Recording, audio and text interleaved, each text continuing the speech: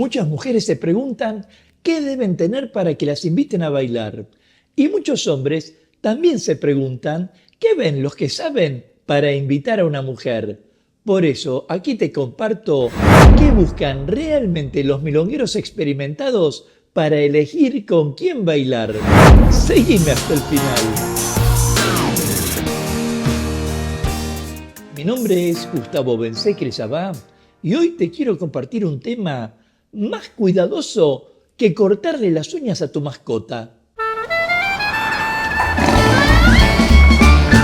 Y me estoy refiriendo a qué buscan los milongueros experimentados a la hora de elegir con quién bailar, qué es lo que realmente observan y qué determinan que elijan a una bailarina y no a otra para disfrutar en la pista.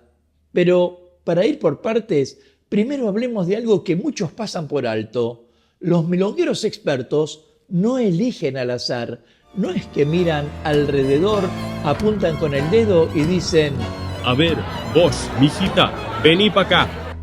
No, para ellos la elección es una combinación de percepción, intuición y experiencia acumulada, como si su ojo ya estuviera entrenado para detectar ciertos detalles, algunos detalles que quizás para una mirada inexperta pasan desapercibidos, pero que para un milonguero con recorrido son un indicador clarísimo de cómo será la experiencia de esa tanda. Y uno de los primeros factores, aunque a muchos no les guste admitirlo, es el aseo personal. Sí, así de simple y así de importante. Y no estoy hablando de ser una modelo ni de estar vestida de gala, no. Hablo de higiene, de prolijidad, de coherencia entre lo que llevas puesto y la imagen que querés dar en la milonga. Un milonguero experimentado sabe que la cercanía física del abrazo necesita comodidad. Y si siente que la otra persona no parece limpia o que hay algo descuidado en el olor, la transpiración, el aliento o la ropa, ya se sabe que eso va a interferir en la conexión. Tras lo cual, aunque parezca básico, lo que todos deberían preguntarse, y en eso incluyo tanto al varón como a la mujer, es: ¿estoy presentándome como alguien con quien da gusto compartir un abrazo? Yo siempre voy impecable a bailar, pero a ellas no les gusta mi abrazo. ¿Tendría que limpiarlo? Ahora, existe otro elemento que influye en la elección y es la percepción corporal, algo que los milongueros experimentados ven casi instantáneamente. Y debes estar preguntándote: ¿qué significa la percepción corporal, no? Y es que la bailarina sea consciente de su eje, de su postura, de sus pies, de dónde está parada y de cómo se mueve en relación con el espacio, porque muchos creen que esto es solo una cuestión estética, pero la verdad es que no. La postura revela muchísimo sobre cómo va a sentirse el abrazo. Una bailarina que sostiene bien su eje proyecta una energía clara, ordenada y equilibrada, y el milonguero lo nota, aunque sea desde el otro lado del salón. Apenas levanta la cabeza y observa, te dice: mira qué bien se apila esa mina. Y eso ya es un enorme punto a favor, aunque después viene algo que tal vez es lo más determinante de todo, y que podríamos definir como la liviandad para dejarse conducir. Y acá quiero hacer una aclaración importante. Liviandad no significa ser pasiva, ni dejar de tener presencia, ni ser un adorno. Evitemos este tipo de observaciones. Liviandad significa que la bailarina no tracciona, no compite, que no se adelanta, ni se cuelga ni pelea el abrazo. Un tipo de escucha corporal que permite que la conducción fluya sin fricciones. Y los milongueros experimentados detectan esto enseguida, porque lo viven constantemente. Digo, cuando la bailarina entrega su peso adecuadamente, cuando acompaña sin invadir, cuando mantiene su eje, el abrazo se vuelve cómodo y placentero. Y esto es oro puro en la milonga.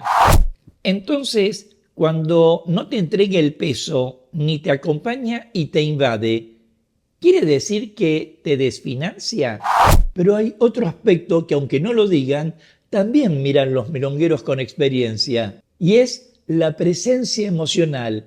Y esto no tiene que ver con sonreír o estar linda para la foto, tiene que ver con la energía con la que la bailarina habita la milonga.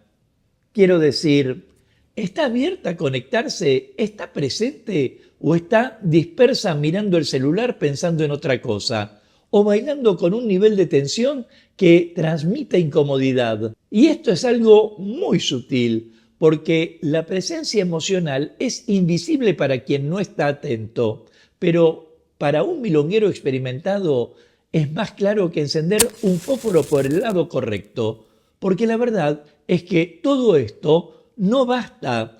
También es necesario que ella cuente con musicalidad. Y no me refiero a musicalidad en forma técnica, sino de forma sensible. Un milonguero con años de baile sabe cuando una bailarina siente la música desde el corazón y no desde la cabeza.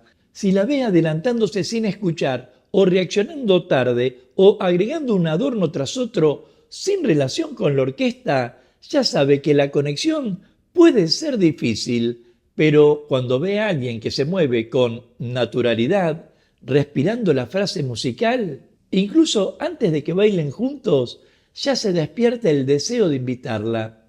Y aquí entraría lo que podría llamarse la intención de la caminata, porque uno de los errores más comunes es creer que un milonguero experto busca una bailarina virtuosa, una bailarina que tenga la enciclopedia de adornos en los pies y que sea vistosa. Y la verdad es que no. Lo primero que mira ese milonguero es cómo ella camina. Si fluye en la caminata, por ejemplo, ya se anotó un punto a favor. A ver, una bailarina que camine bien, abrace bien y escuche bien, seguramente terminará siendo una compañera de tanda ideal. Pero para eso hay que estudiar, hay que amar el tango.